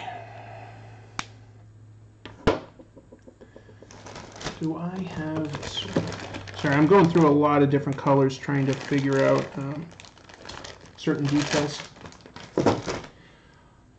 I think you missed my previous question, Chris. I guess I did, Sigamig. Sorry. Karen says, have you read Dai's Big Adventure? I have not. I don't know that one. It's a Dragon Warrior Dragon Quest spin-off? Yeah, I don't know that at all. I'm definitely not a huge expert when it comes to manga. You know, I just sort of know the few things that I've read. I do know that my favorite, like, writer, artist in comics is, you know, manga creator. That's, let's see, hold on, it's been a little while since I've read his stuff. Hiroaki Samura, the guy that does Monster and Pluto, 21st Century Boys, or 20th Century Boys it started as. Yeah, Master Keaton, Billy Bat. He's my all-time favorite creator, I think. He's becoming that anyway. Big fan.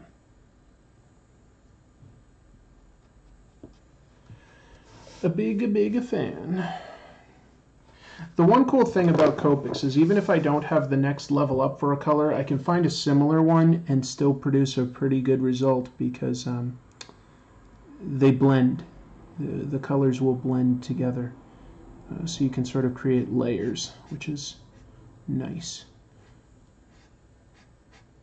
You can produce a more nuanced result.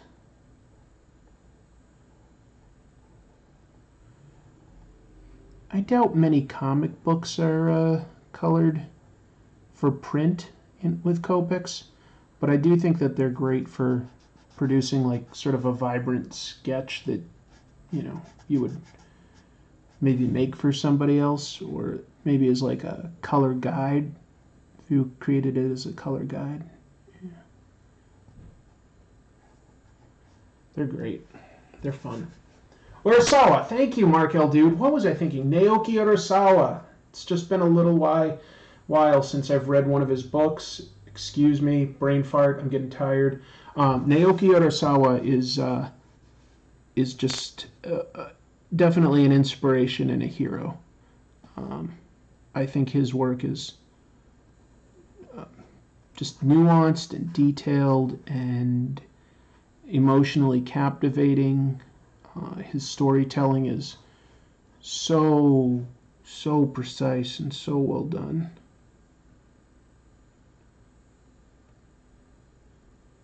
If you haven't read his stuff before, I think I recommend starting with either Monster or Pluto. Pluto is only 8 volumes, so that's a pretty good jumping on point. It is sci-fi because it's like robots, but it's primarily like a murder investigation. So, yeah, it's good. I like.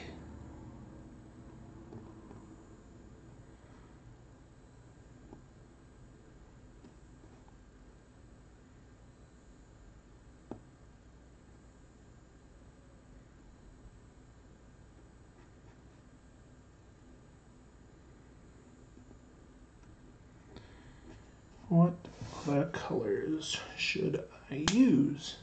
Okay. Hello, Israel. Thanks for joining us. Karen says, if I had to choose one manga to show the non-initiated normie, I would choose Full Metal Alchemists by Hiromu Arakawa. If you had to choose one comic book, which would it be?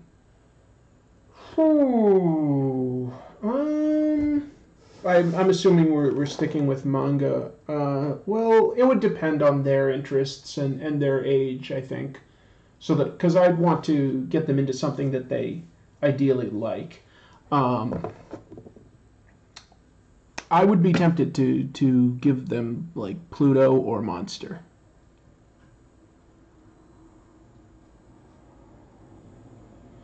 Depending on their interests. But if they were younger, I might say, yeah, read Death Note or read My Hero Academia. Something more like that might be fun for them.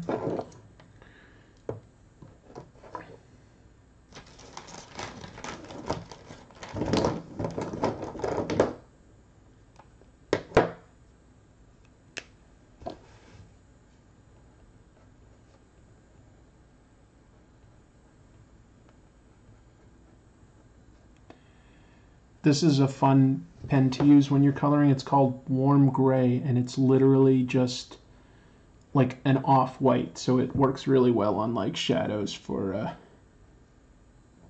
details on white things. So yeah, like me.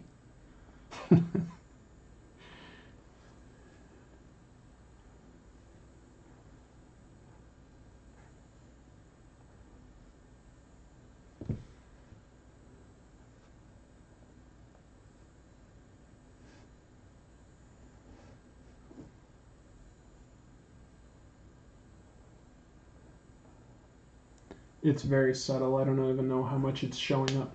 How are you liking the Copics? Asks Chrissy. I love playing with these things. These are an absolute blast.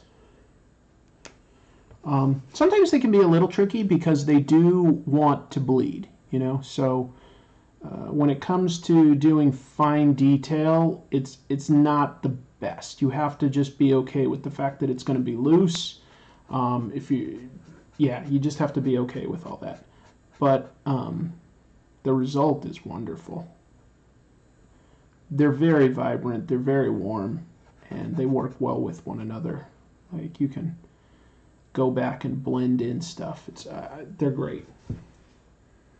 You can see the faint gray. Cool. I might zoom in when I'm done. Jacob was talking about, like, for a comic recommendation to someone, he would say All-Star Superman by Grant Morrison and Frank Whiteley. Great comic. If we're talking comics in general, not just manga, All-Star Superman is a fantastic recommendation for people who maybe have never read comics before. Fun, self-contained. There's an actual through line and an arc to it. Really, really beautiful, clear storytelling. Yeah. All-Star Superman really stands out as a fantastic book.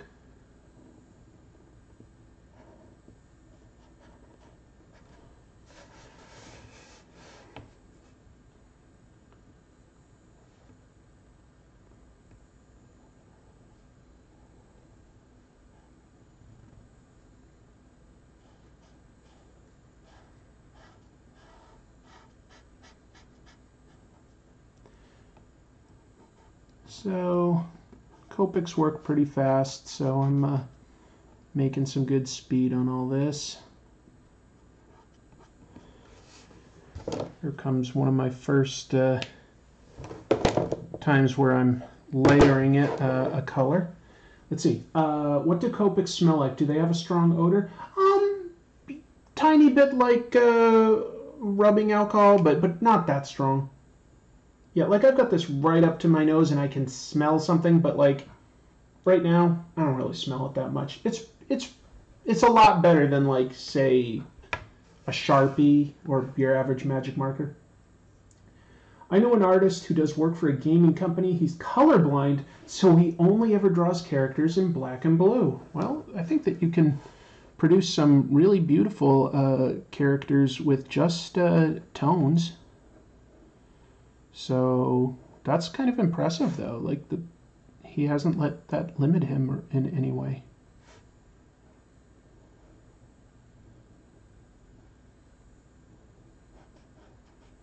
I like hearing that.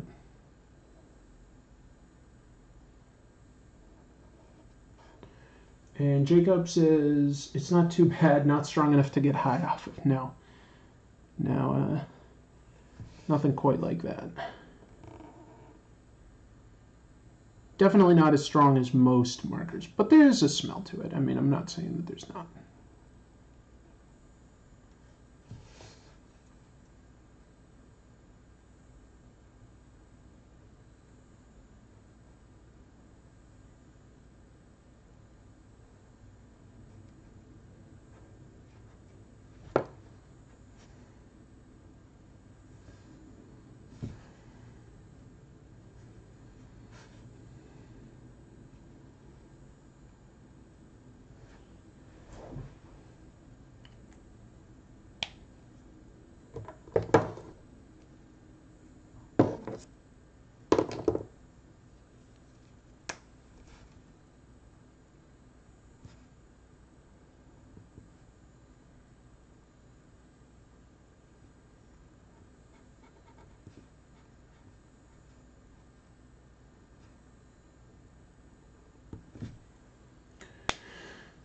No more questions. What to talk about? What to talk about?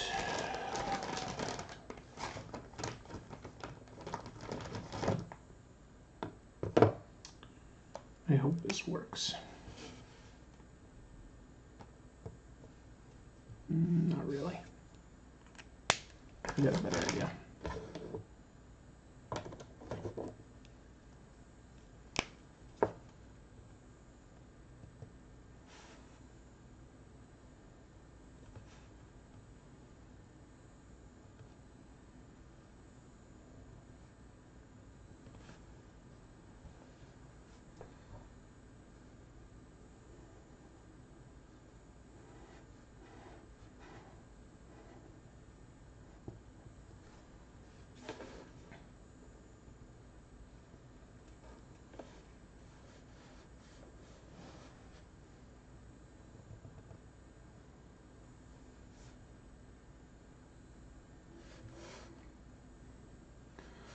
So what songs does everybody have going through their head?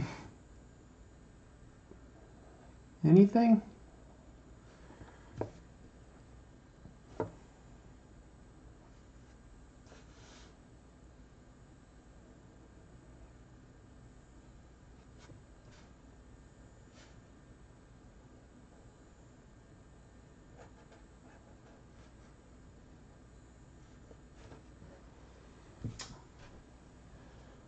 Hey Chris, have you ever colored any of your work in wash paint? I'm 99% sure that's the type of paint Lynn Varley used to color Ronin in The Dark Knight Returns. By wash, I meant gouache. No, I've never played with that. I'm not too much of a painter. My fiance is. Sometimes I'm a little intimidated, but after I see her do something like a lot, I start to get curious and I want to experiment with that. And she's taught me a few things. I've got a few paintings that I've done. I don't think that they're great, but I do think that they're fun. And I very slowly learn how some of things like oils and acrylics work. Very slowly learn.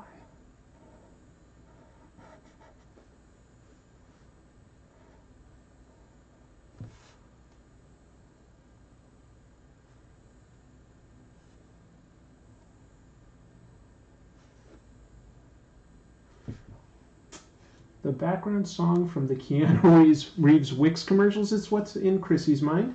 For Israel, it's Smoke Perp 123. For Karen G, it's the Nier Automata OST. These are some interesting songs you all have stuck in your heads. Cool. McNuggy says, City and Colors music, really great for relaxing. That's nice.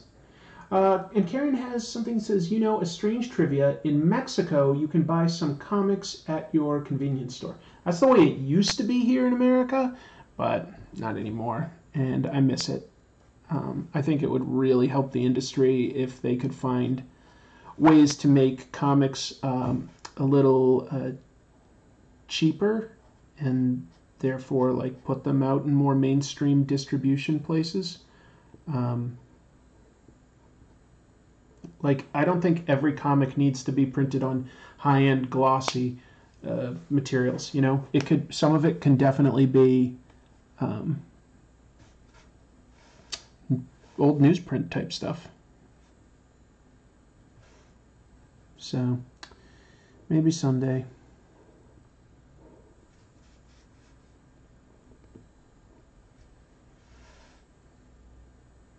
And then if it sells really well, you just create like, you know, nice higher end versions that people can add to their collections. Is this what I was using? Yes. Just a tiny piece right there. Okay. I'm trying to decide what color to use for the skin and I keep putting it off. All right, you know what I need? I need like a drawing I can put some colors on and decide which looks closest to skin tone. Oh, that's not bad. That's not too bad.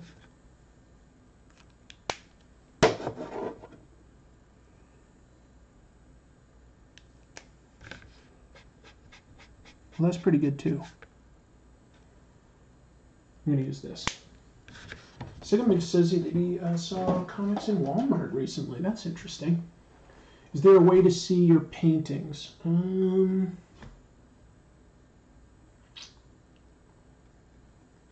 was trying to think of where... I've got one of David Bowie that I like, but I think it's down in the basement and I'm up on the second floor.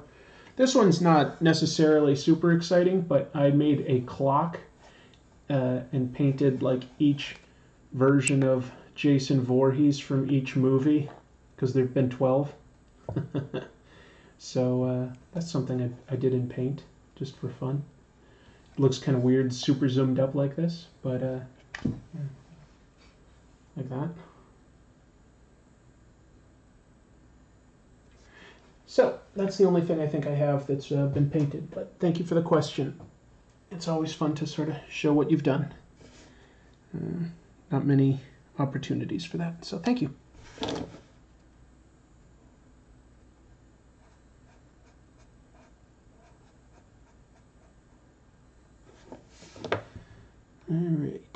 All right, Deku. Time to color your skin. Oh, this is interesting. This is interesting.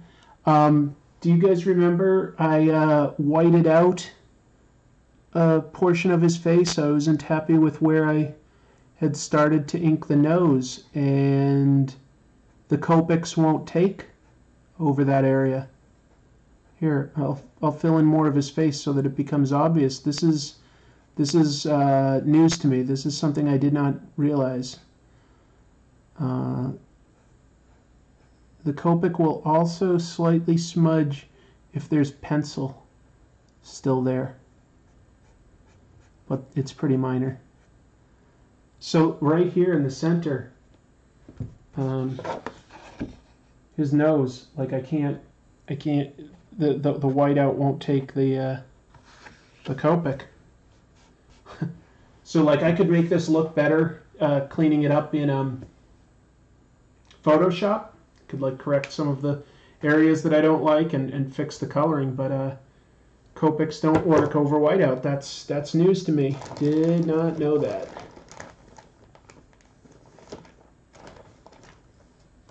Did not know that.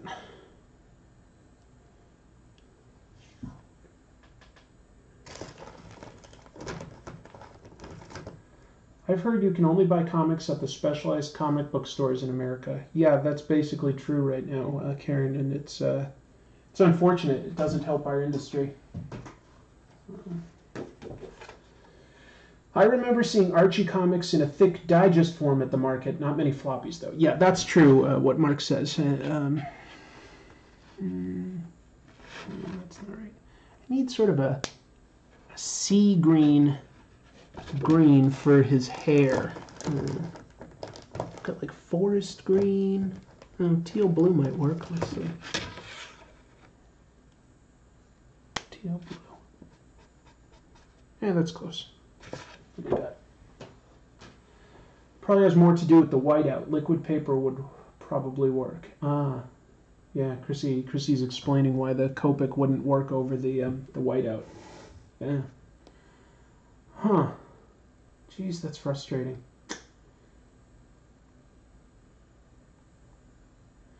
Yeah, when I was a kid, they did sell comic books at our convenience stores. That's where I started reading comics. They had comics often at grocery stores, and they also had these things that were like pre-bagged copies of like 3 comics. You could see the one on either end, but the one in the middle was usually like a surprise. Usually the bag was tight enough that it wasn't easy to necessarily figure out what the third middle surprise book was. And I don't know, maybe what you guys are describing is close to that. Maybe that idea has come back. But I'm going to do an episode about that someday, because there were some yeah, it was interesting. It was Marvel and DC Comics a lot of times, but the 3-packs were not created by either of those publishers. Instead, a third company, Whitman, got the license to put their logo on certain comics that they made and print them and put them in the bags. It was a pretty weird deal, and they couldn't be returned since they were in like bags. That was just like the companies, like, you know, a Walmart or something that would buy them, or a grocery store, they either had to sell them or throw them out. So long term, it became kind of unpopular.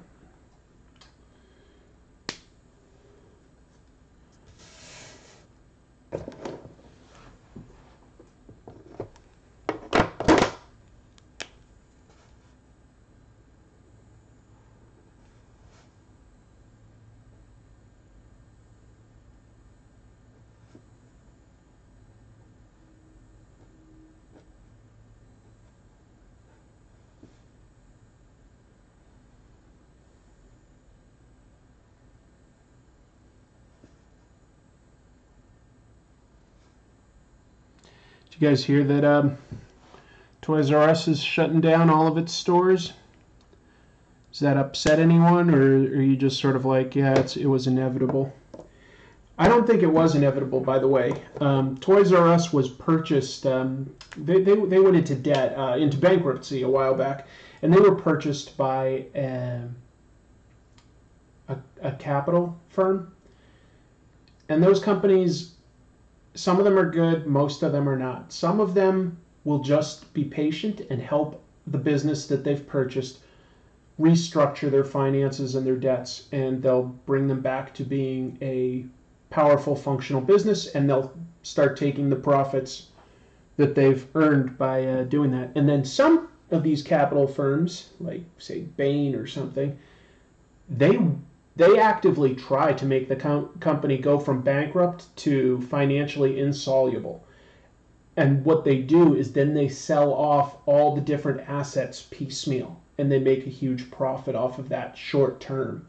But there's going to be 33,000 people now without jobs and no major toy store anymore, which was like 10% of Lego's business, 10% of Mattel's business, 10% of Hasbro's business. Like all these companies relied on Toys R Us. But this capital firm that bought them, they just didn't do anything to help them. And now they can sell things like, oh, the name Toys R Us and the logo, that's one thing. All the inventory, we can split that up. The buildings, we can sell those.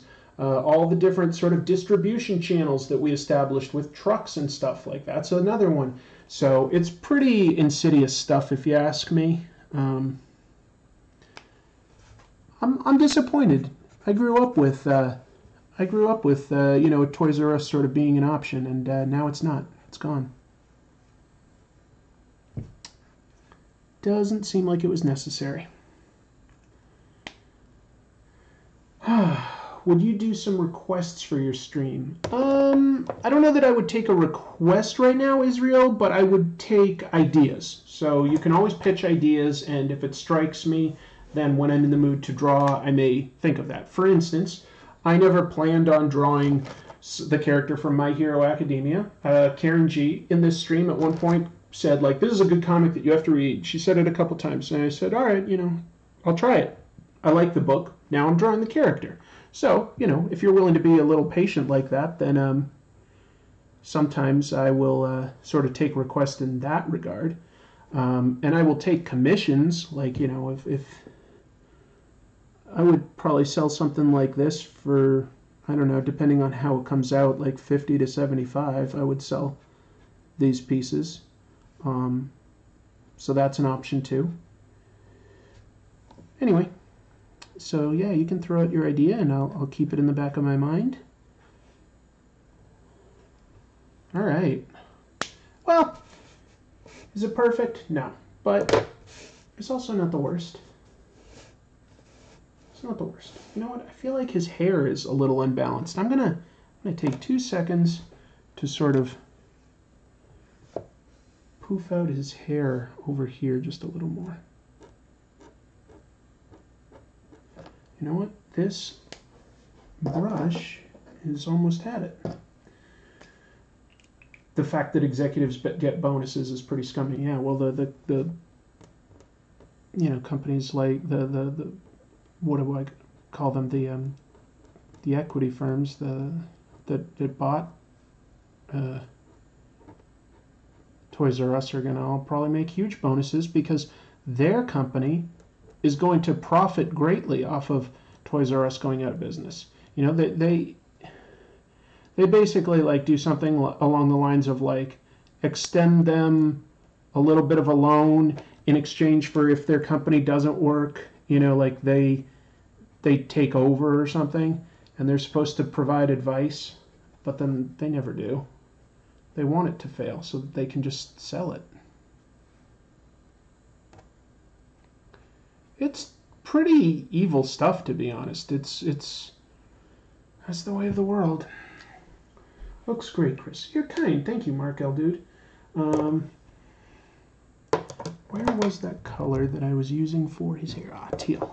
And I just drop in just a scooch more of this, but I am basically done for the evening. I am going to wrap up that video I said I was editing and do some writing for the ones that I'm going to be recording when I'm in Japan and then Hong Kong. So I hope those come out well. I hope you guys enjoy them. I'm really working hard on them. I want them to be something special. And yeah, so there, I guess I'm done. Do I have a pen to... I'm trying to get myself in the habit of putting down a signature, because for the longest time I just never thought to do that, and I always forget, but I'm going to do that here. CP. All right, folks, I'm taking off. I've had a really great time with you this evening. Let me see if I put this sideways, maybe you can see, yeah, you can sort of see the whole thing. I had a good time. Thank you very much. I did this pretty late. I get more people if I do it in the afternoon, but I'm busy these days. I really like how he looks in your style. Manga has a certain look, but in general, American comic book style is more anatomically correct. I can really look at him as a young man in this drawing. That's what I was going for. I appreciate that, Karen. I just don't feel I quite nailed the face, because I think I approached it like the face. I was definitely still in a mindset of like manga, with big eyes, big mouth, tiny nose, very expressive face. But that's not my style. And then when I got to that point, I was like, oh, now I need to lay in some more sort of realistic details and features, and I just hadn't quite planned it out right. It's not bad, but it's not quite what I wanted to do. So it's okay. I learned a few things from this, and I am happy with, like, you know, kind of the color and stuff. I think that that's kind of fun. Yeah, thanks for watching the stream, folks. Keep reading comics. See you soon. Reaching across, and we're done.